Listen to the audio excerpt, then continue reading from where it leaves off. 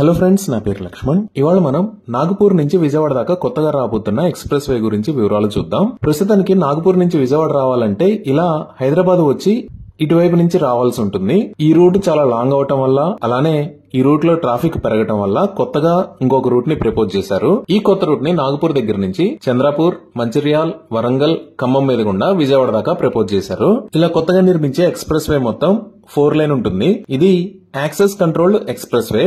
దీనిని 2 భాగాలుగా విభజించారు. విజయవాడ నుంచి మంచిర్యాల దాకా రాబోతున్న express way green field express way, అంటే ఈ రూట్ మొత్తాన్ని కొత్తగా నిర్మిస్తారు.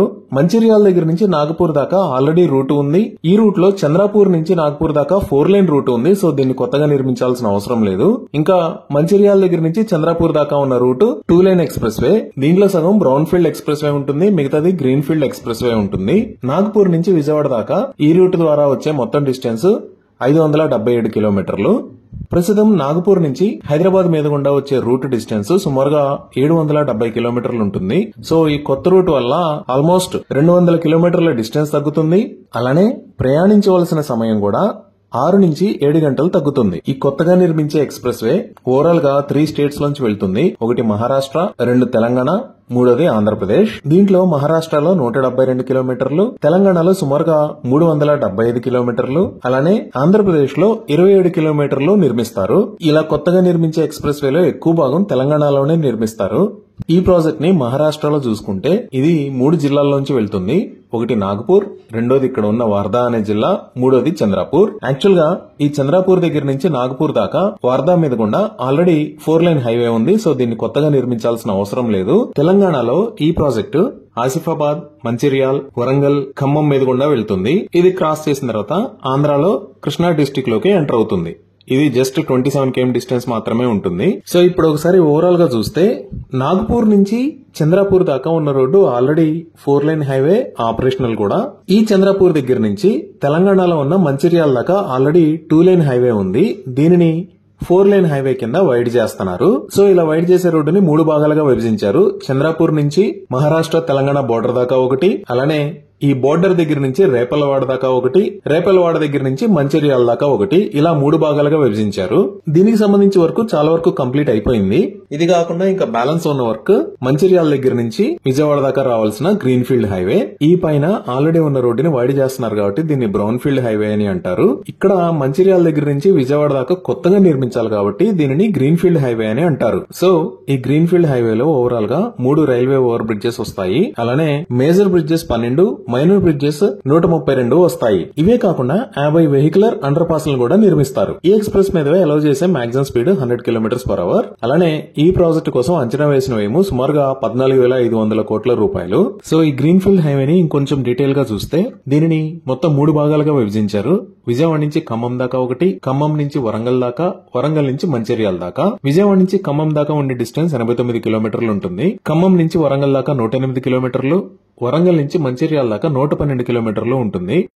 సో ఓవరాల్ గా 310 కిలోమీటర్లు ఈ గ్రీన్ ఫీల్డ్ హైవే వస్తుంది. ఈ మొత్తం ప్రాజెక్ట్ ని భారతమాల పరియోజన ప్రోగ్రామ్ లో భాగంగా NHAI కంట్రోల్ లో హైబ్రిడ్ యాన్యుటీ మోడ్ లో నిర్మిస్తున్నారు. ఈ గ్రీన్ ఫీల్డ్ హైవేని 2027కి కంప్లీట్ చేసే అవకాశం ఉంది. ఈ గ్రీన్ ఫీల్డ్ హైవేలో సుమారుగా 26 లొకేషన్స్ లో ఇంటర్చేంజెస్ వస్తాయి.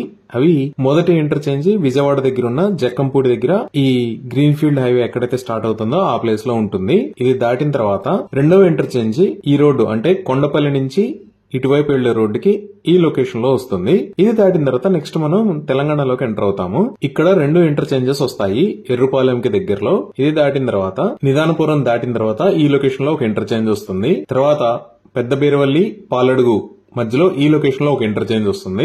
దీని తర్వాత పొద్దుటూరుకు దగ్గరలో ఇక్కడ ఒక ఇంటర్చేంజ్ వస్తుంది. దీని తర్వాత ఈ కొడుమూరు, చిన్న గోప్తికి మధ్యలో ఈ లొకేషన్ లో ఒక ఇంటర్చేంజ్ వస్తుంది.